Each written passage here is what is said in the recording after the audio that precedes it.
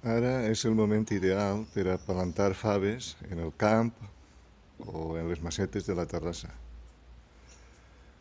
Jo les primeres les vaig plantar a primers de setembre en les altres pluges, i ara en aquestes pluges que ha fet molta saó, pues és el moment ideal per a fer una segona plantació. Primer se fiquen un dia a remulla i després simplement se soterren a uns 2 centímetres de la superfície de la terra o del compost, i després ja és qüestió de regar-les si no plou, quan se vegin així un poc seques, i esperar. Les faves és una de les coses més agraïdes que n'hi ha, perquè va quasi a soles. Només necessita això, regar-les un poquet, quan està la terra seca i au.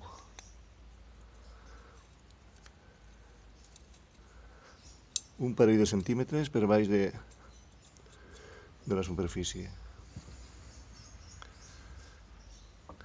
I creixen molt ràpides.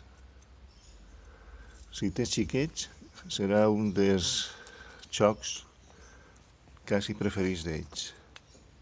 I poden aprendre molt, lògicament. I aficionar-se.